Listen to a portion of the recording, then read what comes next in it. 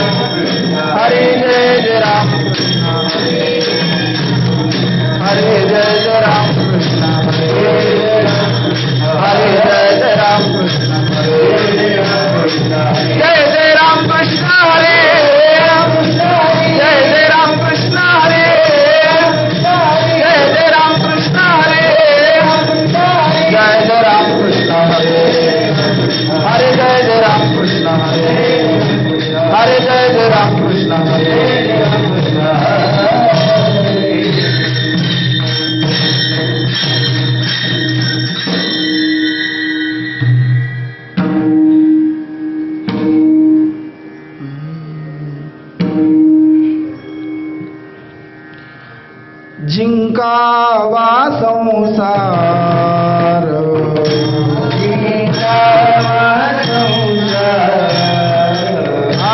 जिंकावा संसार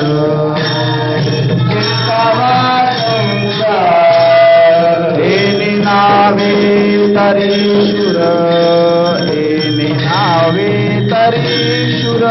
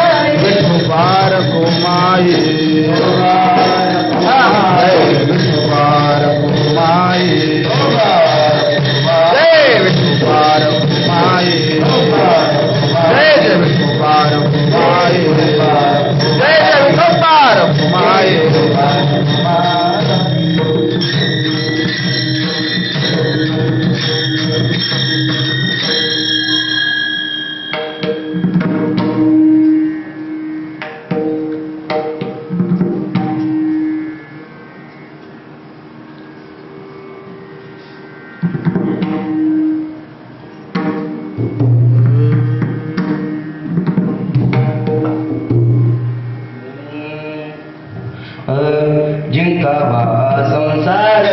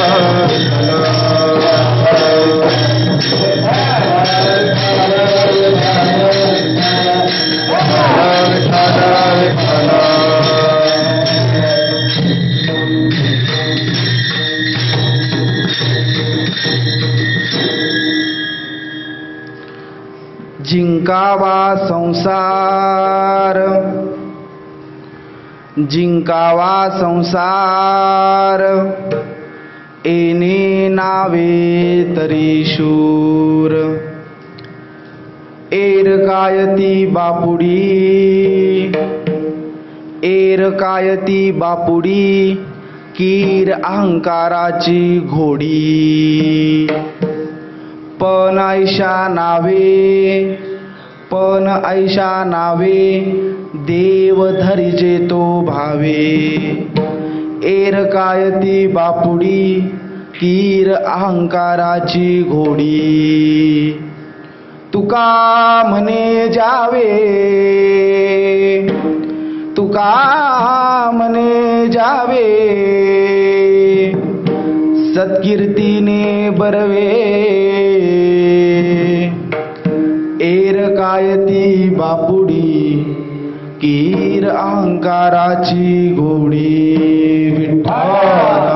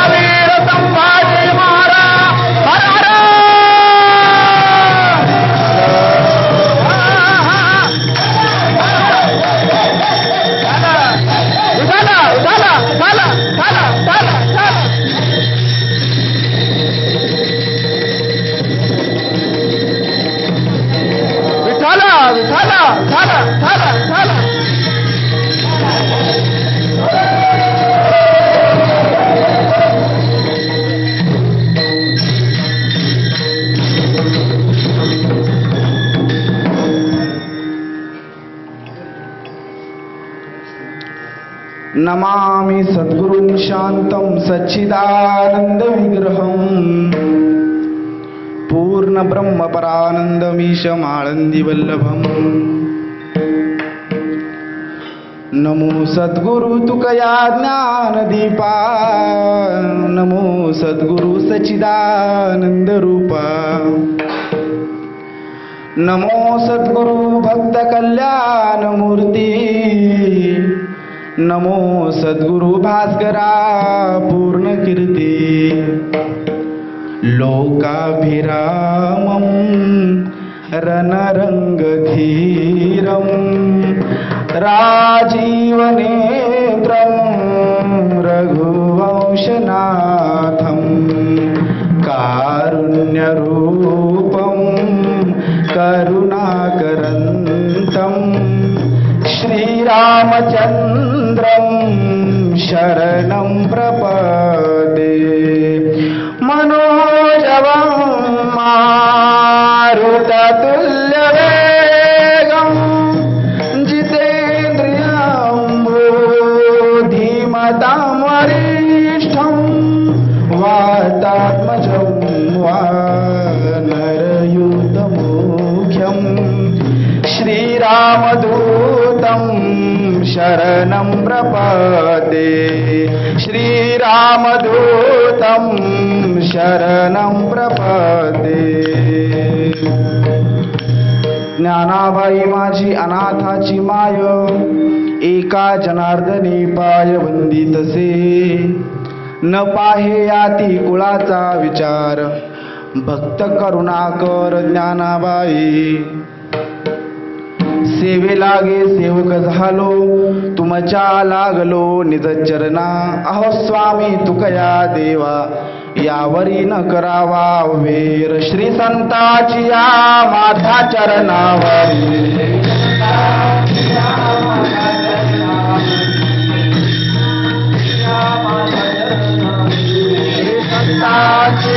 माता चरणा साष्टांग हे करी दंडवत.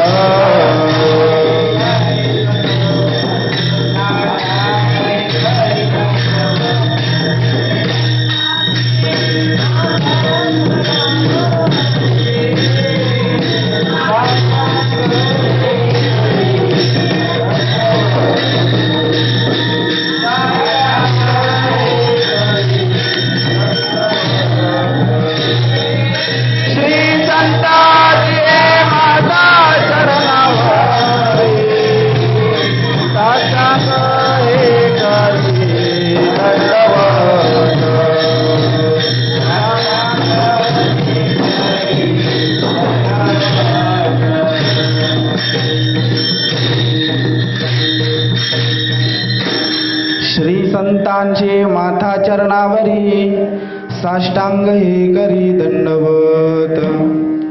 जिंकावा संसार येणे नावे तरी शूर. एर कायती बापुडी कीर अहंकाराची घोडी. विठ्ठल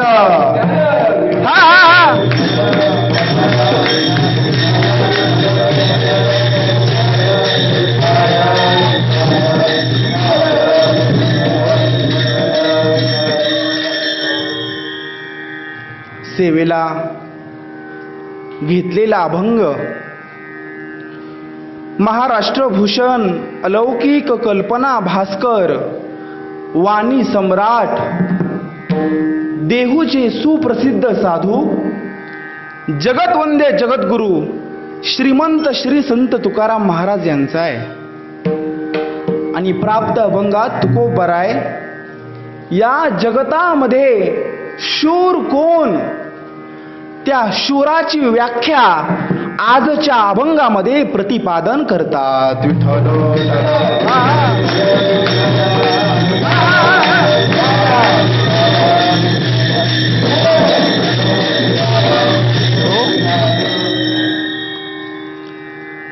अकारण कारण करुणा वरुणालय.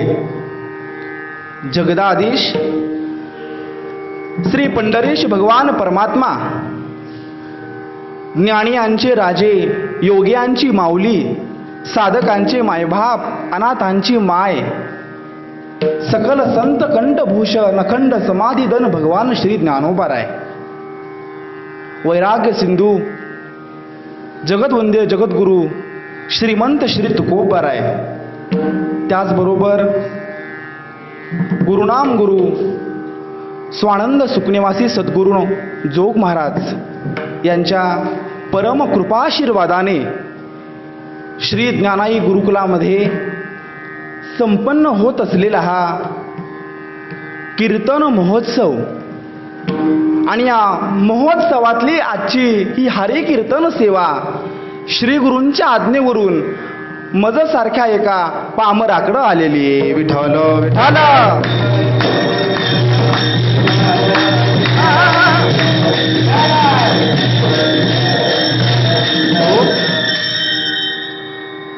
सज्जनांनो, संतांच्या बोलण्याची परिभाषा ही त्या त्या स्थितीवर अवलंबून असते बरं का. हो, कधी कधी संत हे स्वतःच्या महिमेमध्ये बोलत असतात, स्वमहिमेमध्ये बोलत असतात, तेव्हा त्यांच्या बोली भाषेला समाधी भाषा हा शब्द वापरला जातो. जेव्हा संत तुमच्या माझ्या आनंदाचं अवस्थेचं वर्णन करतात तेव्हा त्याला समाधी भाषा असं म्हटलं जातं. आपल्याला कळावं, आपल्याला पचावं आणि आपल्याला रुचावं यासाठी संत बोलत राहतात. ते बोलणं त्या उंचीवर ते घेऊन जात असतात, त्या स्तरावर ते घेऊन जात असतात. म्हणून प्रामुख्यानं संत महात्मे हे 3 भाषेत बोलतात बरं का. हो, त्यातली पहिली भाषा आहे वेदांत भाषा. कुठली भाषा आहे? वेदांत भाषा. दुसरी भाषा आहे समाधी भाषा. कुठली भाषा आहे? समाधी भाषा. आणि तिसरी भाषा आहे लौकिक भाषा. जेव्हा संत तुमच्या माझ्या बरोबर बोलत असतात ना, तेव्हा ते लौकिक भाषेमध्ये बोलतात बरं का. हो, ऐका ना. फलटणचं वैभव, वक्तृत्व शारदेचे निष्ठावंत उपासक प्राचार्य शिवाजीराव भोसले आपल्या पुस्तकामध्ये ही गोड वाक्य लिहितात बरं का. सर बोलतात, वक्त्यानं श्रोत्याला कळेल असं बोलावं. बघा, वक्त्यानं श्रोत्याला कळेल असं बोलावं, कळावं यासाठी बोलावं, कळेपर्यंत बोलावं. पण एकदा का पुढच्या श्रोत्याला कळलं की पुन्हा न कळतही बोलू नये. विठ्ठल विठ्ठल.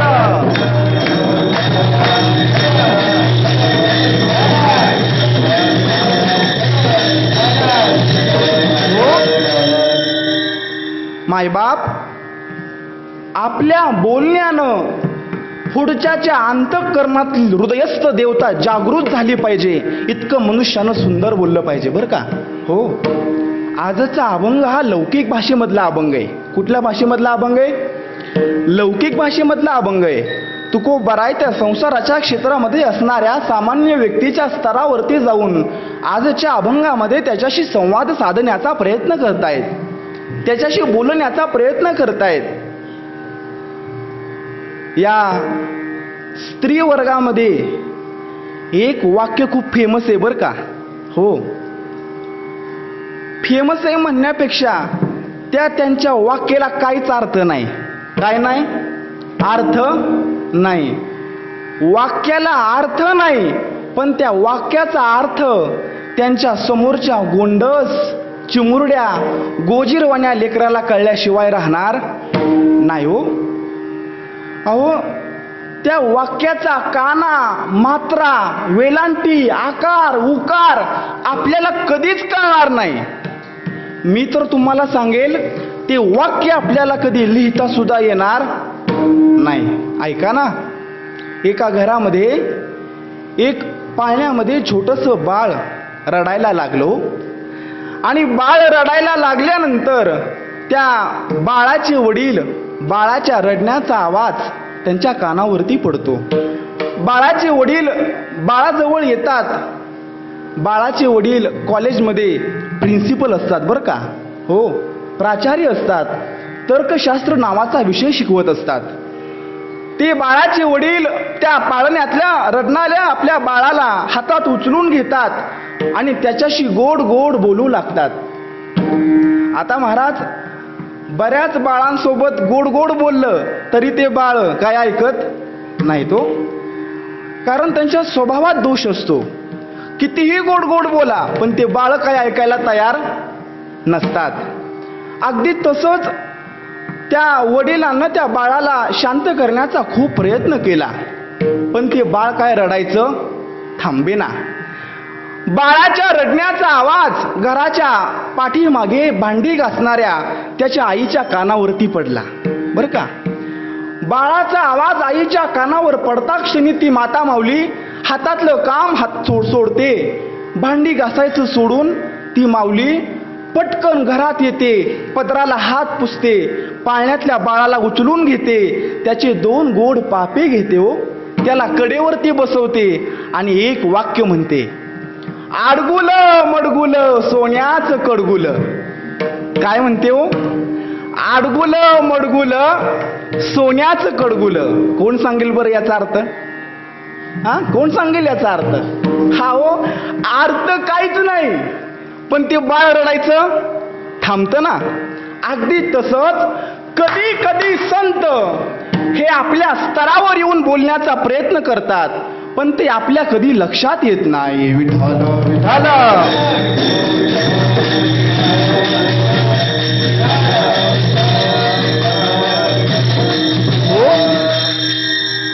सज्जन हो, आजचा अभंग आहे ना, तो लौकिक भाषेमधला अभंग आहे बरं का. लौकिक भाषेमध्ये तुकोबाराय संसाराच्या क्षेत्रामध्ये लहान मोठ्या असणाऱ्या व्यक्तींबरोबर संवाद साधण्याचा प्रयत्न करतायत, त्यांच्याशी बोलण्याचा प्रयत्न करतायत, त्यांच्याशी जवळीकता साधण्याचा प्रयत्न करतायत.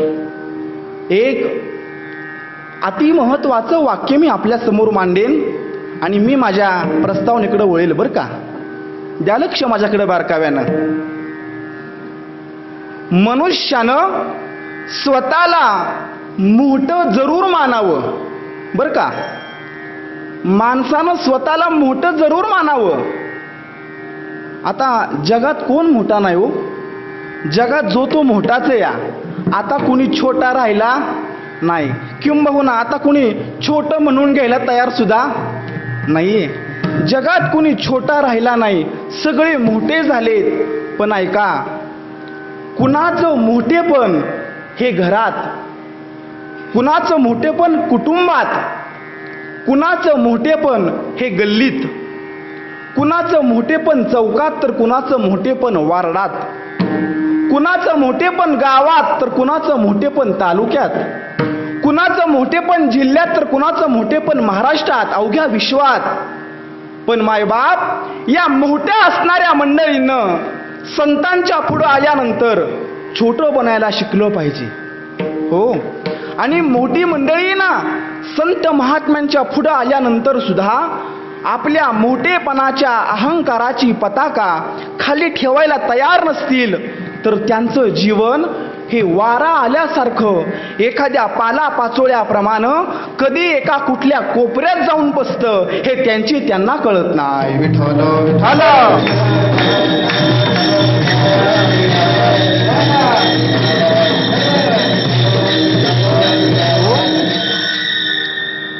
जगतामध्ये जो तो मोठाच आहे, कुणी छोटा नाहीये. परंतु त्या संसारिक क्षेत्रामध्ये मोठं म्हणून घेणाऱ्या व्यक्तींना साधूच्या पुढं आल्यानंतर छोटं बनायला शिकलं पाहिजे. एक अति महत्वाचं वाक्य आपल्याला मी सांगू इच्छितो. मनुष्य तोपर्यंतच मोठा असतो जोपर्यंत त्याला स्वतःचं मोठेपणच कळत नाही. बघा वाक्य कसं या. मनुष्य तोपर्यंतच मोठा की ज्याला स्वतःचं मोठेपण कळत नाही, आणि एकदा का ते मोठेपण कळालं की तो मनुष्य मोठा कधीच राहत नाही. त्यामुळे या जगात मोठा कोण? ज्याला शेवटपर्यंत आपल्या स्वतःचं मोठेपण कधी कळालं नाही, आपल्या मोठेपणाचा कधी पत्ताच लागला नाही, कधी ठाऊकच पडलं नाही, तो मनुष्य या जगतामध्ये मोठा आहे. सज्जन हो, जीवनामध्ये सगळ्यांपुढं मोठं व्हा हो, सगळ्यांपुढं मोठं व्हा. पण ज्ञानोपर्यंत तुकोबाराय आल्यानंतर, साधूच्या पुढं आल्यानंतर लोटांगण घालायला शिका. जीवन इतकं महान होईल की काळ त्या साधकाचं नाव कधी पुसू शकणार नाही. विठ्ठल विठ्ठल.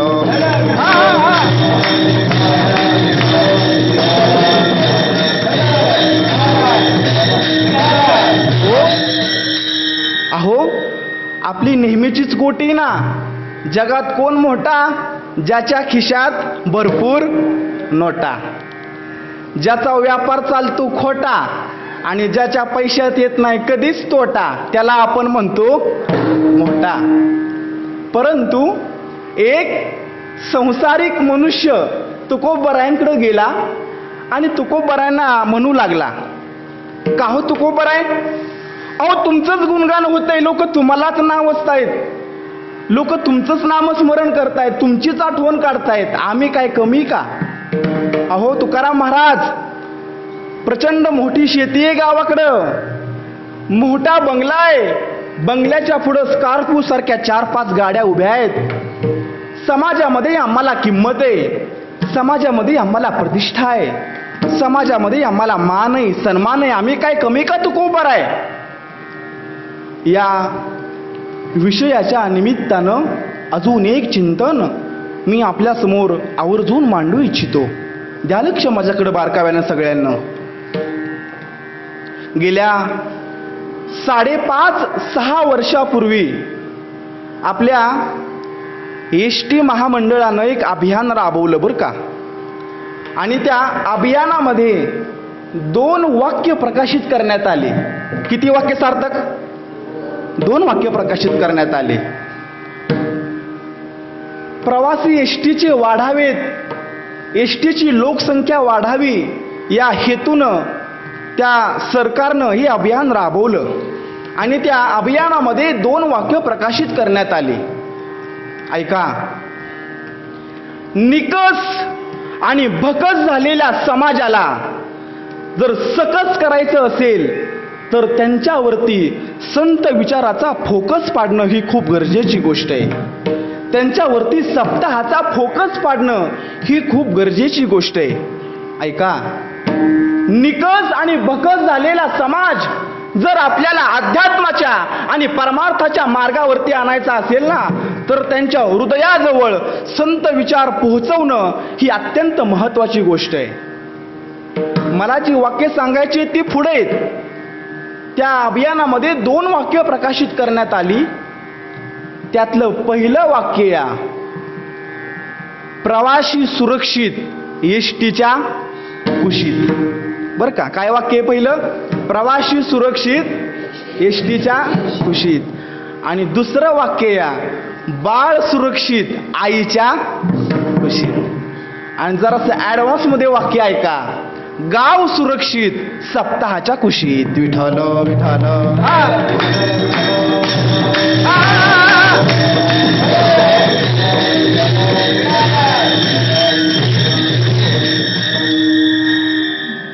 समाज जर एखाद्या श्रीमंत माणसाच्या कुशीत सुखासाठी शिरला, पैशासाठी शिरला, तर त्याच्या वाट्याला दुःख आल्याशिवाय राहणार नाही. ऐका. समाजाला जर सुख प्राप्त करायचंय, समाजाला जर स्वास्थ्य प्राप्त करायचं असेल तर त्या समाजानं आपल्या सप्ताहाची कूस कधी सोडता कामा नाही. आणि ज्या दिवशी सप्ताहाची कूस सुटेल, बरं का, लक्ष द्या माझ्याकडं, ज्या दिवशी सप्ताहाची कूस सुटेल त्या दिवशी आपल्या जीवनाची मूस सुटल्याशिवाय राहणार नाही. विठ्ठल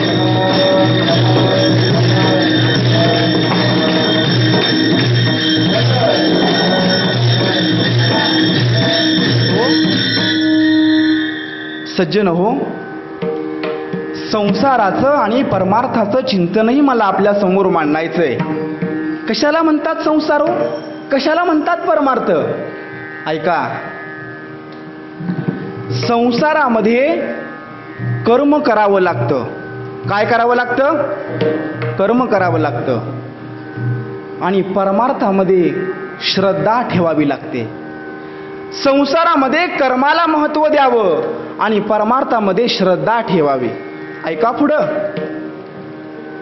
संसारामधला फरक काय? संसार आणि परमार्थ याच्यामधला डिस्टन्स काय? या संसार आणि परमार्थ याच्यामधला डिफरन्स काय? ऐका. संसारामध्ये वित्ताला महत्त्व आहे आणि परमार्थामध्ये चित्ताला महत्त्व आहे. संसारामध्ये मनुष्यानं परिस्थितीला महत्त्व द्यावं आणि परमार्थामध्ये मनुष्यानं मनस्थिती सांभाळावी. विठ्ठल विठ्ठल.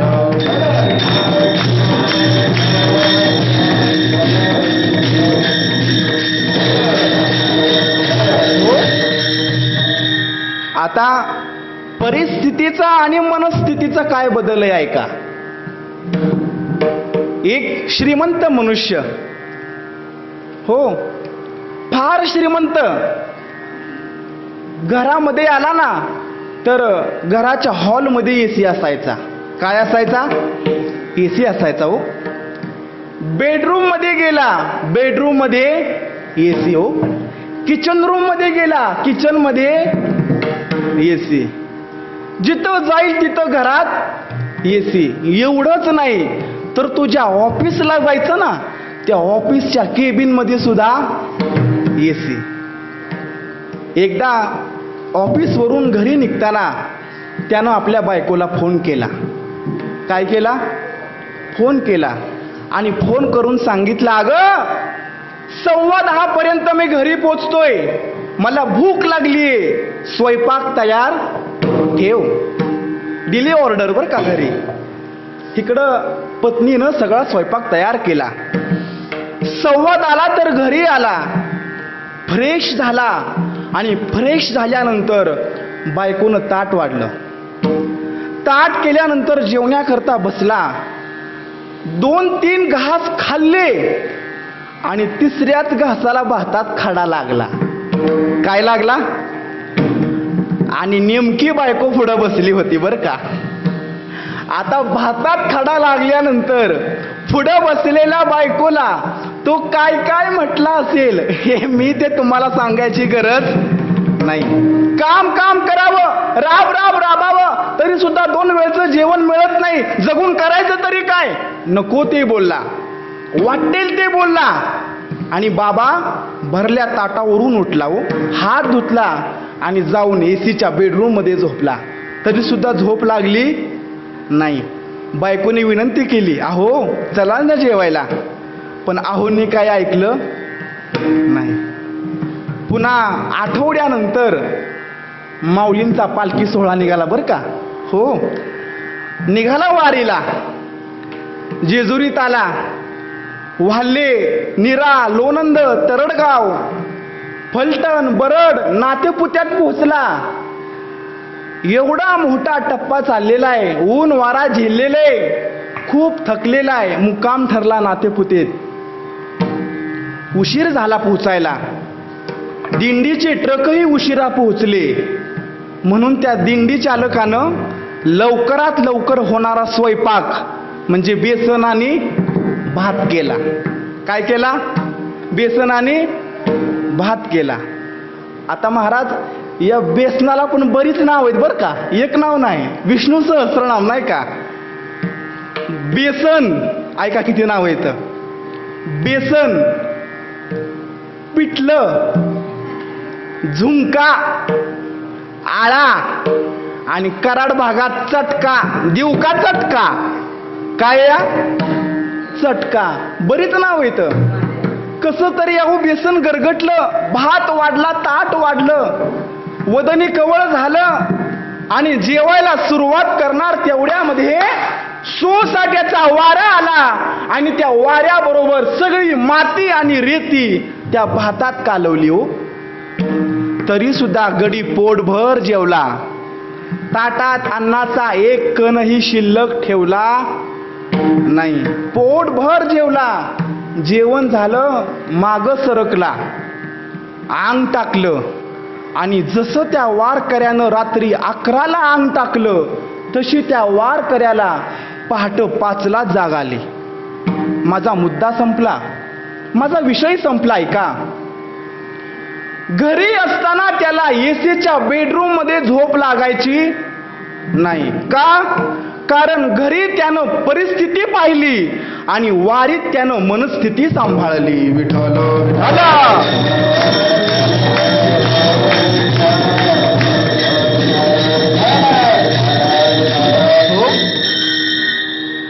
संसार आणि परमार्थ याच्यामध्ये अजून एक फरक आहे. द्या लक्ष माझ्याकडे बारकाव्यानं. संसारामध्ये जसं जसं वय वाढेल ना तसं तसं अंगातून चमका निघतात. काय निघतात? मानेतून चमका, गुडघ्यातून चमका, पाठीतून चमका, हातातून चमका. संसारात जसं जसं वय वाढेल तसं तसं अंगातून चमका निघतात. आणि पुढं ऐका, परमार्थात जसं जसं वय वाढेल तसा तसा परमार्थिक माणूस चमकत राहतो. विठ्ठल विठ्ठल.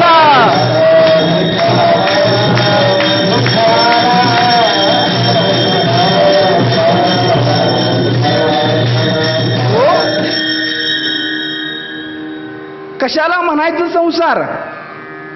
अजून एक व्याख्या ऐका. कितीही मिळवलं, बघा, कितीही मिळवलं तरी काहीतरी मिळवायचं राहतं, त्याचं नाव आहे संसार. अहो, कितीही मिळवा, धन दौलत कितीही मिळवा, परंतु कुठेतरी काहीतरी मिळवायचं राहतं, त्याचं नाव आहे संसार. आणि एक देव मिळवला की बाकी काही मिळवावं लागत नाही, त्याचं नाव आहे परमार्थ. देणे विना जीवा.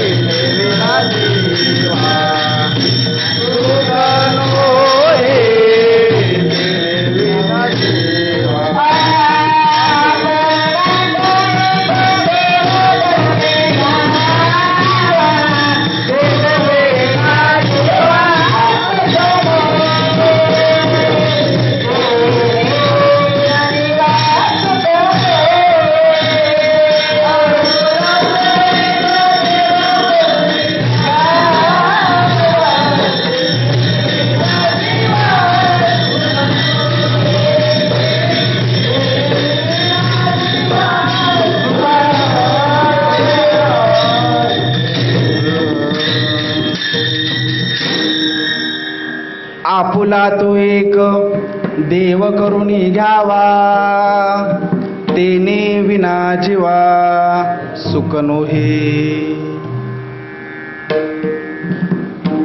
काहीतरी मिळवायचं राहतं, कुठेतरी अभिलाषा, कुठेतरी मनामध्ये इच्छा शिल्लक राहते, त्याचं नाव आहे संसार. त्याचं नाव काय आहे? या संसार. एकदा अकलूज वरून गावी निघालो बरं का. द्या लक्ष माझ्याकडे बारकाव्यानं सगळ्यांना. अकलूज वरून निघालो तरडगावला.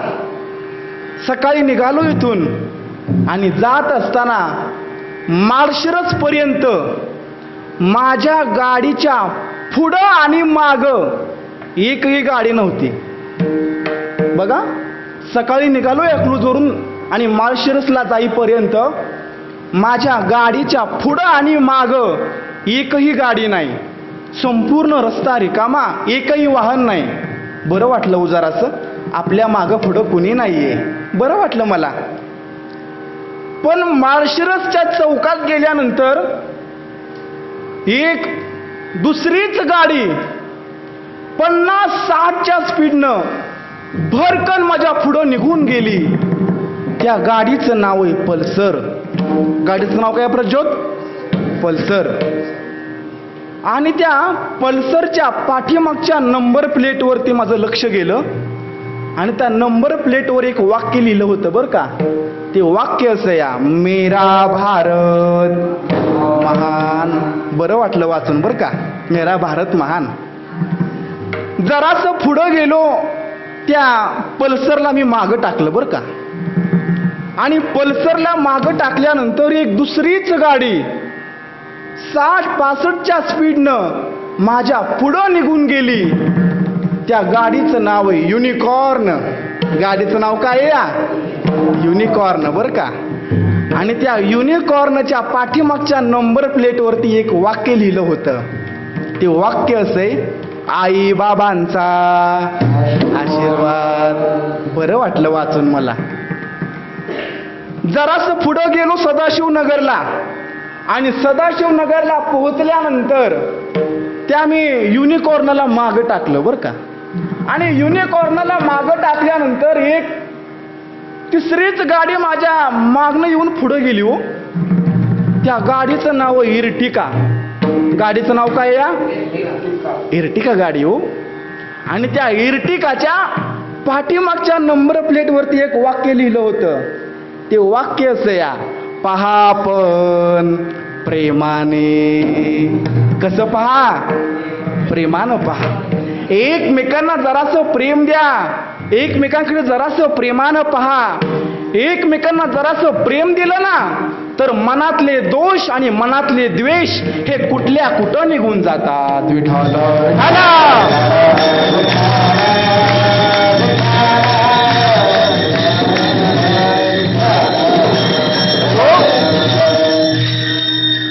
पुढे गेलो नात्या पुत्याला आणि नाते पुतेला गेल्यानंतर त्या इर्टिकाला मी मागं टाकलं बरं का. इर्टिकाला मागं टाकल्यानंतर मी इर्टिकाच्या पुढं निघून गेलो आणि एक 70-75च्या स्पीडनं एक गाडी माझ्या पुढं निघून गेली. त्या गाडीचं नाव या स्विफ्ट डिझायर. गाडीचं नाव काय हो? स्विफ्ट डिझायर हो. त्या स्विफ्टच्या पाठीमागच्या नंबर प्लेटवरती एक वाक्य लिहिलं होतं. ते वाक्य असं या, नाद करायचा नाही. नाही नाद करायचा आमचा बरं का. तिचा नाद मी नाही केला, पण तिचं स्पीड कमी झाल्यानंतर मी त्या स्विफ्टला मागं टाकलं. स्विफ्टला मागं टाकल्यानंतर मी पुढं गेलो आणि पुढं गेल्यानंतर एक तिसरीच गाडी 80-85च्या स्पीडनं माझ्या पुढं निघून गेली. त्या गाडीचं नाव या इनोवा. गाडीचं नाव काय या? इनोवा. आणि त्या इनोवाच्या पाठीमागच्या नंबर प्लेटवरती लिहिलं होतं, आलबया दाजी. काय लिहिलं होतं? दाजी इनोवाच आलं बरं का. हो, त्या दाजीला मी मागं टाकलं. हो, आणि दाजीला मागं टाकल्यानंतर एक 90-95च्या स्पीडनं एक गाडी माझ्या पुढं निघून गेली. त्या गाडीचं नाव आहे फॉर्च्युनर. गाडीचं नाव काय या? फॉर्च्युनर. आणि त्या फॉर्च्युनरच्या पाठीमागच्या नंबर प्लेटवरती लिहिलं होतं, बघतोस काय रागानं मुजरा केलाय वागानं. बरं का. हो, माझा मुद्दा संपला मायबाप, माझा विषय संपला. ऐका, मी ज्या वेळेस अकलूजवरून माळशिरसला निघालो त्यावेळेस माळशिरसला पोहोचेपर्यंत माझ्या गाडीच्या पुढं आणि मागं एकही गाडी नव्हती. पण माळशिरसच्या चौकात गेल्यावर कळालं की अजून बऱ्याच गाड्या पाठीमागून यायच्या बाकी आहेत. अगदी तसंच संसारामध्ये कितीही मिळवलं तरी काहीतरी मिळवायचं राहायचं, त्याचं नाव आहे संसार. विठ्ठल विठ्ठल.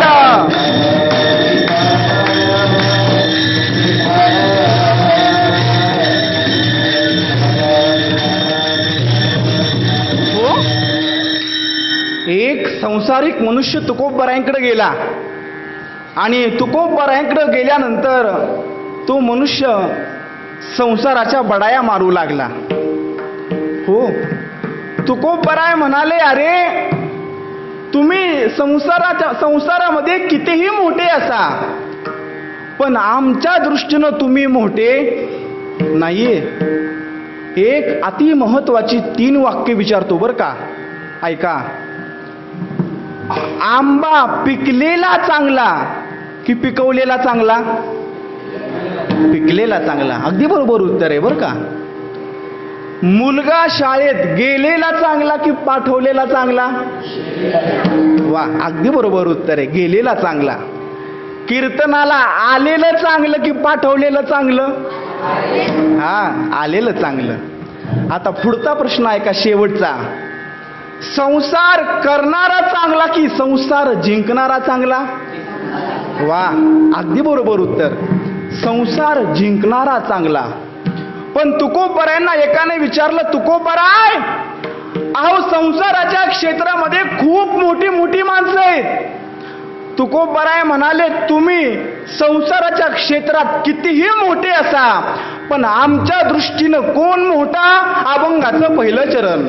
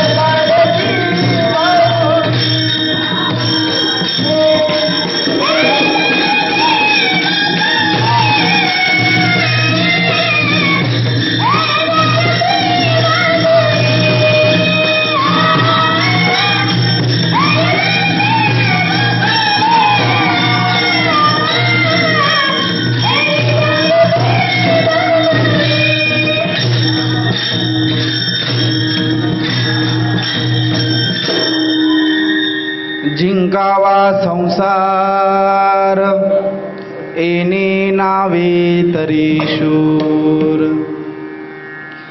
संसार करणारा शूर नाही तर संसार जिंकणारा शूर आहे बरं का. शंकराचार्यांच्या प्रश्नोत्तर मुनिमाला ग्रंथामध्ये शंकराचार्यांना कोणीतरी प्रश्न केला की या जगामध्ये शूर कोण. काय प्रश्न केला? जगामध्ये शूर कोण. त्यावेळेस शंकराचार्यांनी उत्तर दिलं, जगाला जिंकणारा शूर नाही तर स्वतःला जिंकणारा शूर आहे.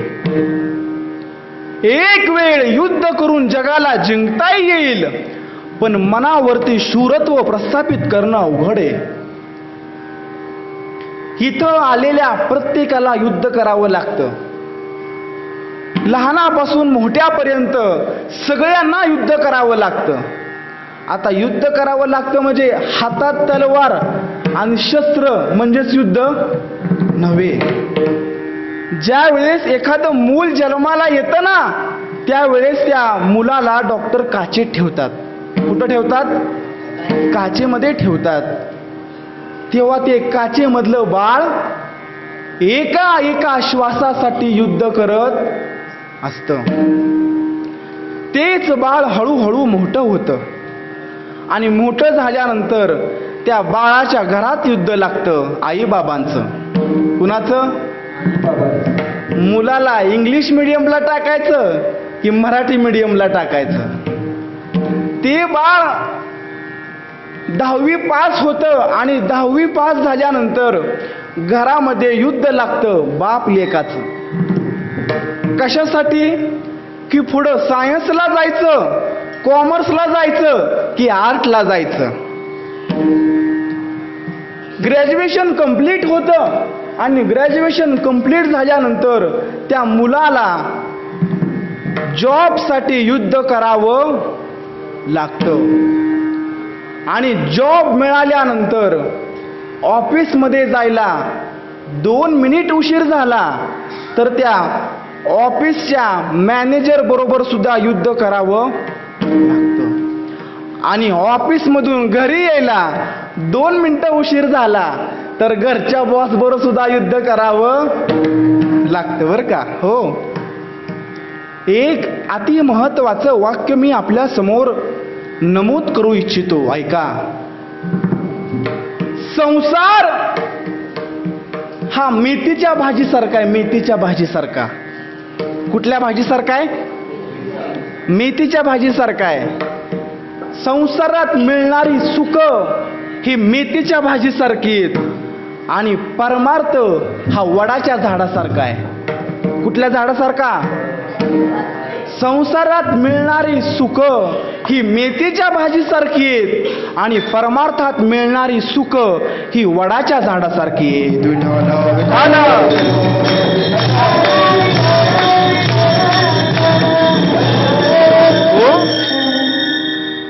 मेथीचं बी रानात टाकल्यानंतर किती दिवसांनी येतं? 1 महिन्यानं. आणि 4 महिन्यानं? 4 दिवसात. बर, 4 दिवसात येतं. आणि 4 दिवसात मेथीचे बी आल्यानंतर ती मेथी काढायला कधी येते? 1 महिन्यात. हो, आणि 1 महिन्यात ती मेथी काढायला आल्यानंतर ती काढायला आलेली मेथी खाऊन किती दिवसात संपते? फार तर फार 1 आठवडा. बरं का, या पलीकडे नाही. हो, ऐका. अगदी तसंच संसारातली सुख ही मिळालेली कळत नाहीत आणि मिळवता मिळवता कधी संपून जातात हे सुद्धा लक्षात येत नाहीत. आणि पुढं ऐका. परमार्थात मिळणारी सुख ही वडाच्या झाडासारखी असतात. अहो, वडाचं एखादं छोटंसं रोपटं आपण रानात लावलं तर त्या रोपट्याचं वटवृक्षात रूपांतर व्हायला कमीत कमी 30 ते 35 वर्ष लागतात. पण एकदा ते रोपटं वटवृक्षात त्याचं रूपांतर झालं तर कितीही उन्हाळा पडू द्या, कितीही ऊन पडू द्या, त्या वडाचं झाड तुम्हाला कधी कोमेजलेलं दिसणार नाही. अहो कितीही सोसाट्याचा वारा येऊ द्या, पण त्या सोसाट्याच्या वाऱ्यात ते वडाचं झाड कधी कोलमडून जाणार नाही. अगदी तसंच परमार्थिक माणसाला सुख मिळवायला जरासा वेळ लागेल, पण एकदा का ते सुख मिळालं की ते सुख दुष्काळात कधी आटत नाही. विठ्ठल विठ्ठल.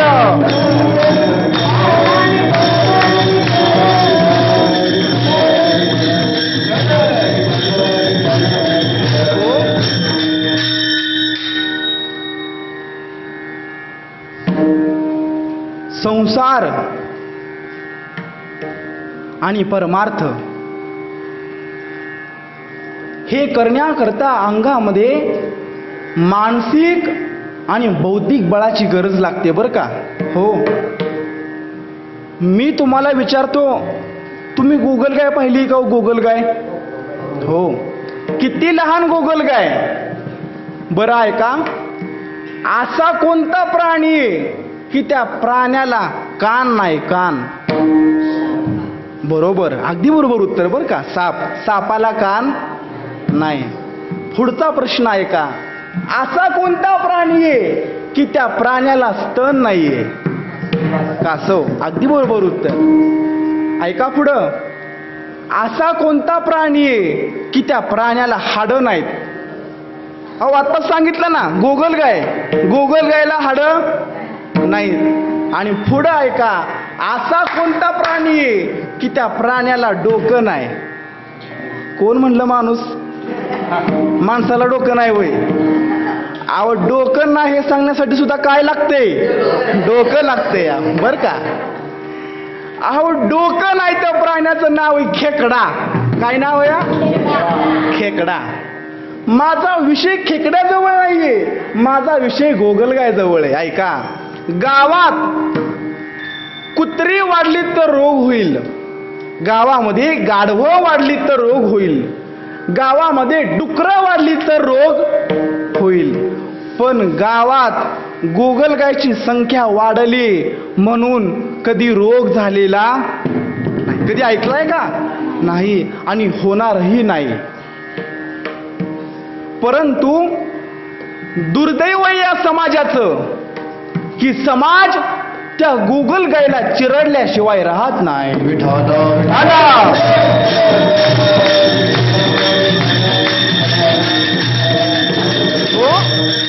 त्यामुळं ज्याला परमार्थ रुजवायचा आहे ना, त्यानं आकार गोगलगाय सारखाच ठेवायचा बरं का.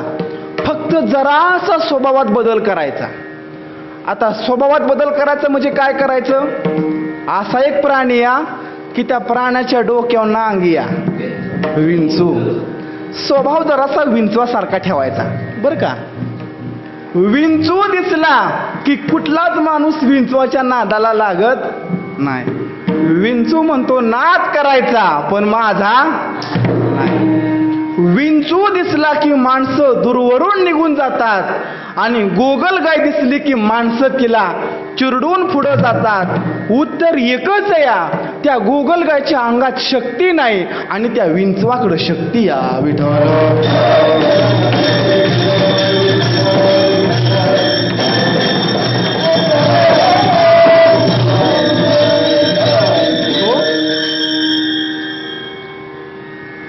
त्यामुळं तुकोबराय बोलतात, संसार करणारा शूर नाही, संसार जिंकणारा शूर आहे. जिंकावा संसार येणे नावे तरी शूर.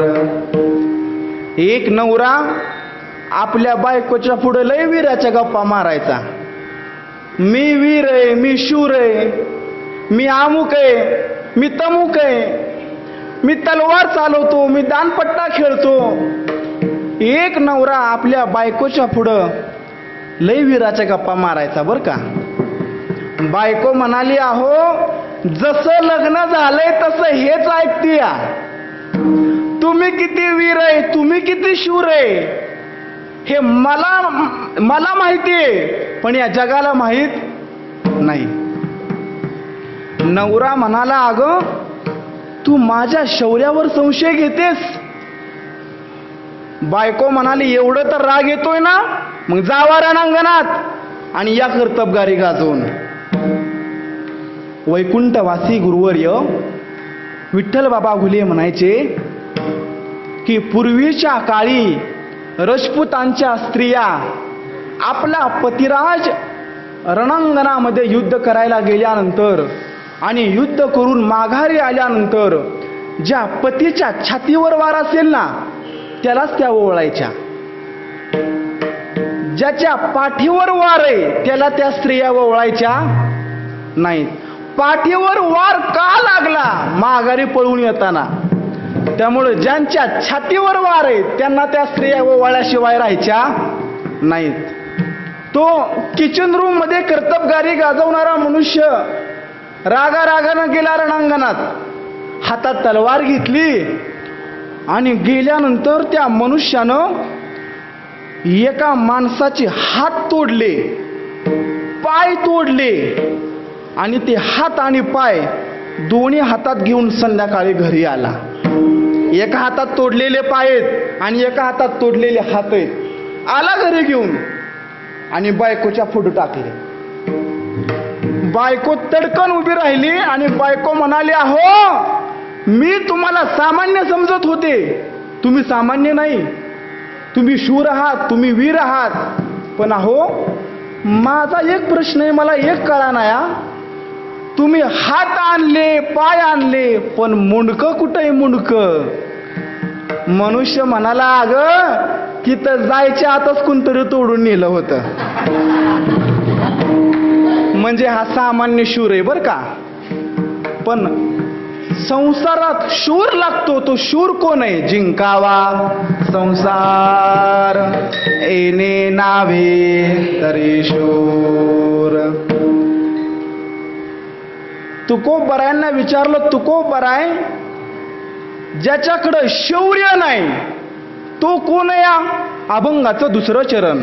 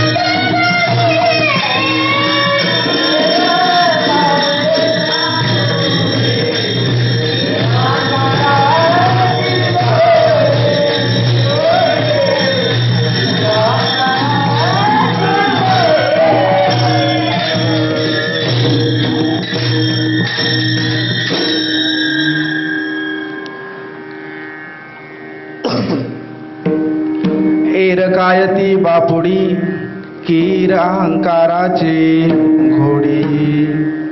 वारकरी संप्रदायाच्या नियमाने सर्वांनी एकदा प्रेमानं आनंदानं विठोबा रखुमाईचं भजन करा. विठोबा रखुमाई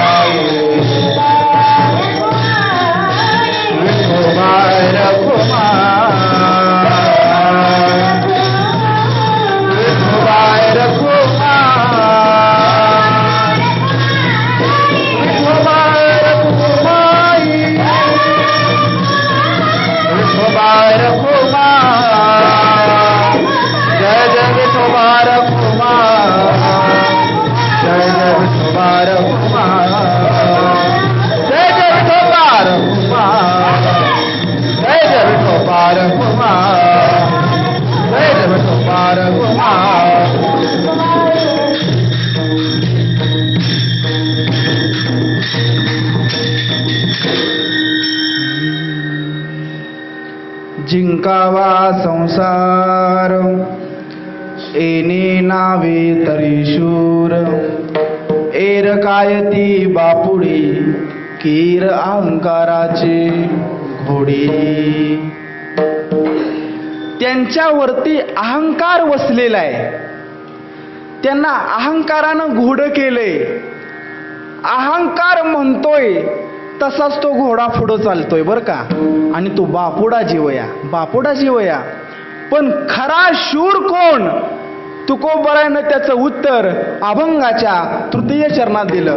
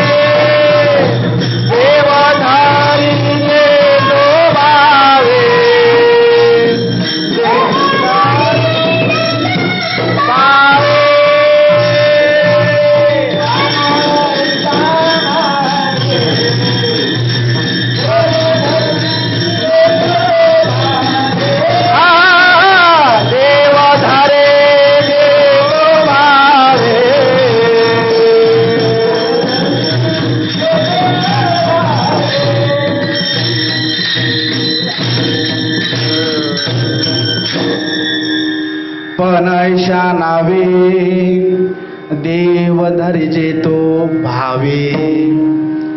या चरणाकरता एक शेवटचा दृष्टांत सांगतो बरं का, आणि मग मी माझ्या सेवेला पूर्णविराम देतो.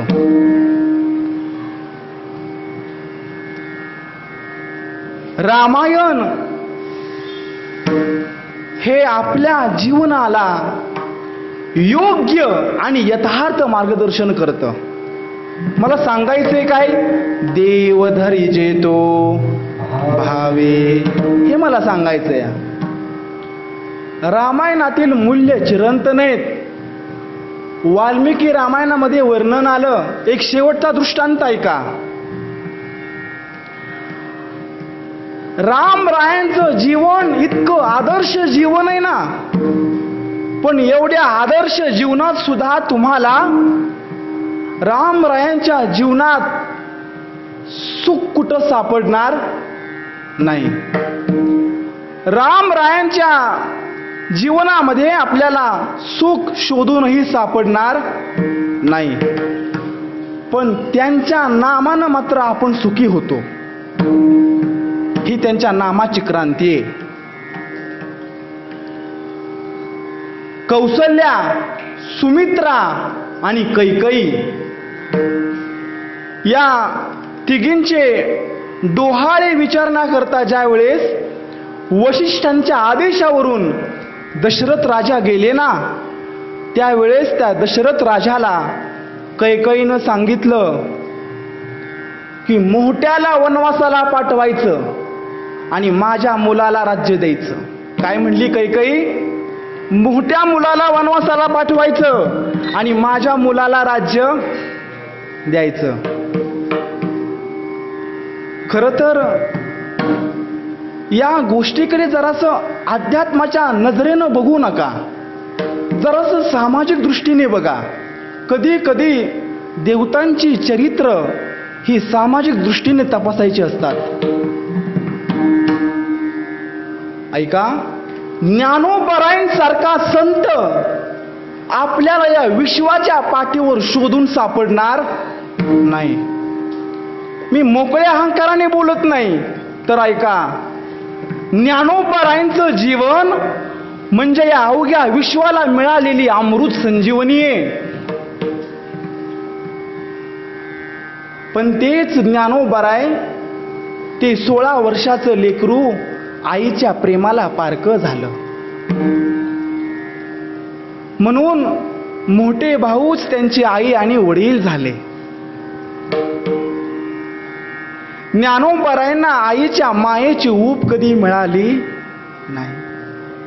ज्ञानोबरायांना आईचं वात्सल्य कधी मिळालं नाही. ज्ञानोबरायांना आईची माया कधी मिळाली नाही. पण तेच ज्ञानोबराय अवघ्या विश्वाची माऊली बनून दाखवतात. ही त्यांच्या जीवनाची क्रांती आहे.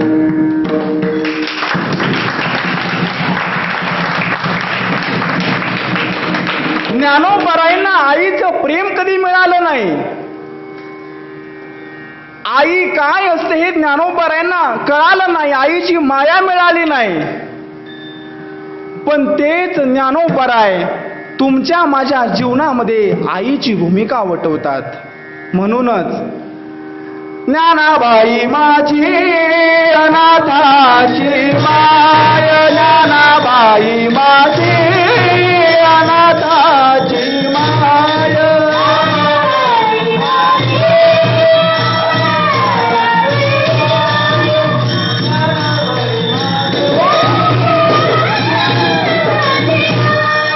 ज्ञानाबाई माझी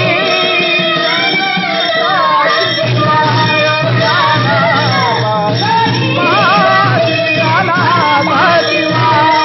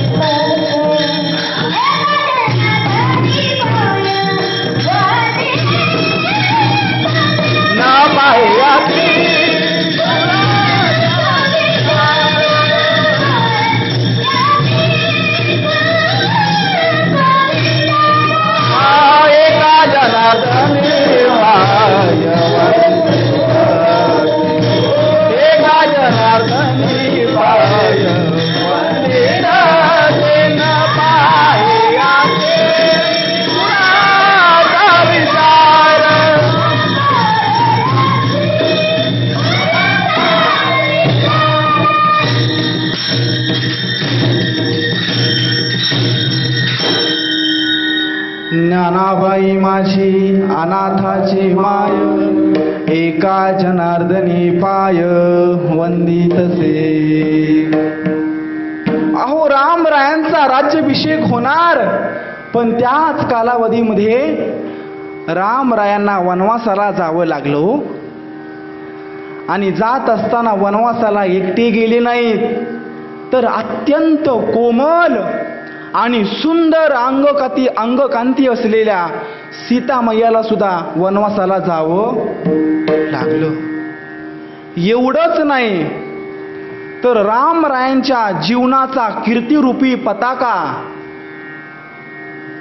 ज्याचं नाव घेतल्याशिवाय रामायण पूर्ण होऊ शकत नाही, रामाचं चरित्र पूर्ण होऊ शकत नाही, तो लक्ष्मण. ज्याचं लक्ष आपल्या मनाकडे या, त्याला राम दिसतो बर का. ज्याचं लक्ष आपल्या मनावर केंद्रित आहे, त्याला राम दिसतो. आणि पुढं जाऊन ऐका, ज्याचं मन आपल्या लक्षाकडे त्याला राम कळतो. विठ्ठल विठ्ठल.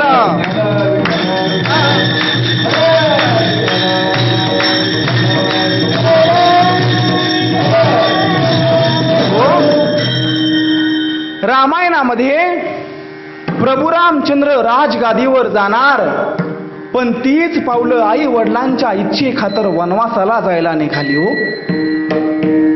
तिघांचा वनवास सुरू झाला. पुढं प्रभू रामचंद्र आहेत, पाठीमागे लक्ष्मण आहे, आणि या दोघांच्या मध्ये आई साहेब आहेत. तिघांचा वनवास सुरू झाला. एक बारकावा बघा ना, बारकावा बघा. पुढं देव चालतोय बघा, पुढं देव चालतोय, माग जीव चालतोय, आणि या देवाच्या आणि जीवाच्या मध्ये माया चालते. ही माया जीवाला देवाकडे जाऊ देत, दोघांमध्ये अंतर ठेवते. तिघांचा वनवास सुरू झाला. तिघे चालत चालत चालत चालत एका शरयू पाशी येऊन थांबले.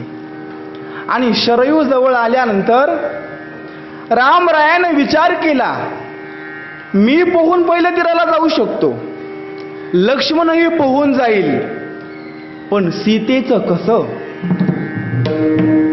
म्हणून प्रभू रामचंद्र नावड्याला हाक मारतात, केवटा ए बाबा.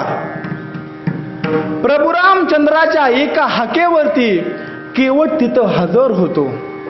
केवट म्हणतो, बोला देवा, बोला भगवंता. अहो आज माझं भाग्य उदयाला आलं की जगाच्या चालक करता परमात्म्याने मला हाक मारली. बोला ना देवा, काय सेवा करू?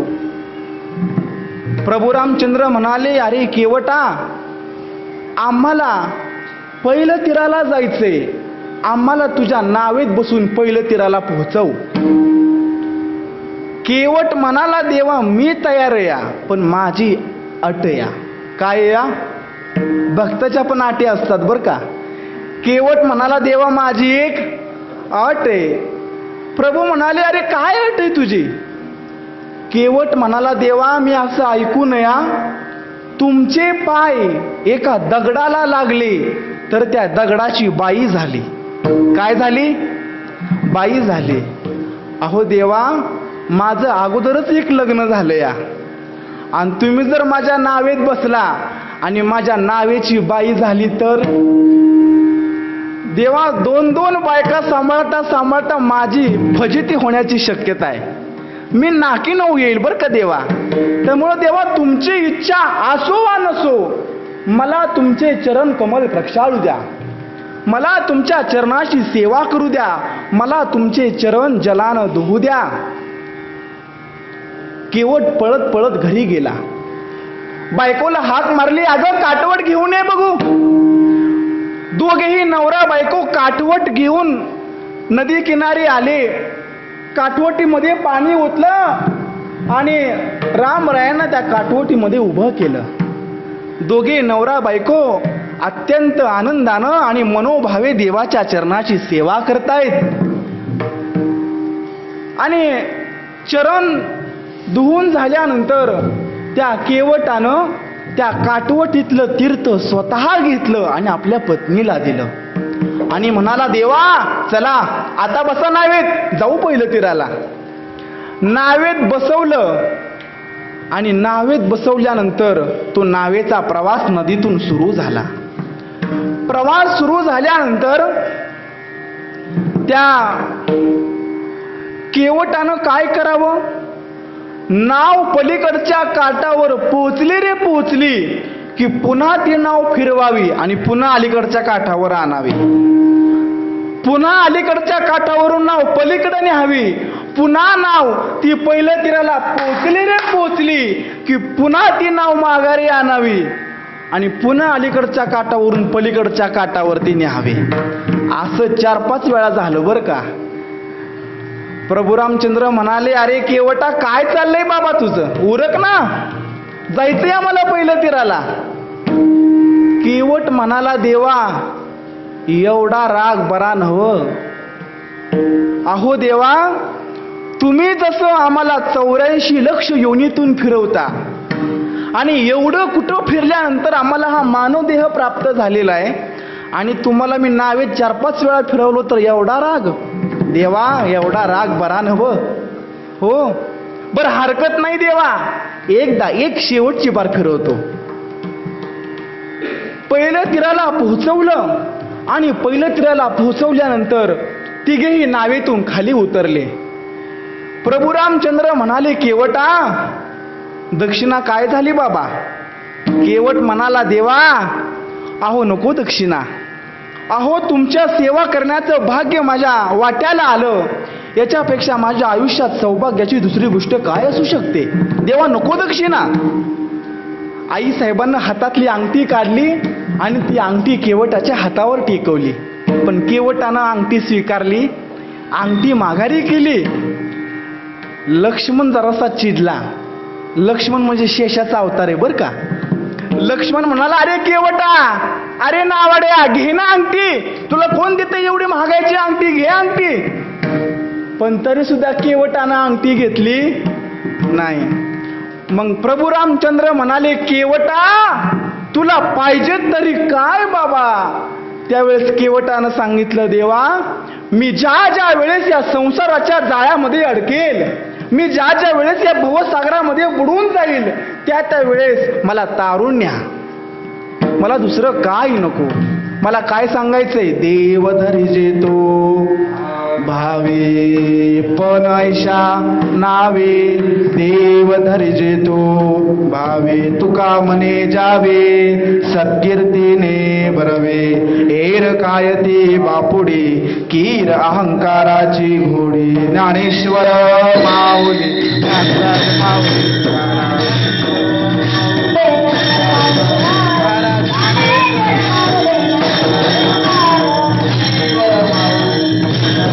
महाराज ज्ञानेश्वर माऊली.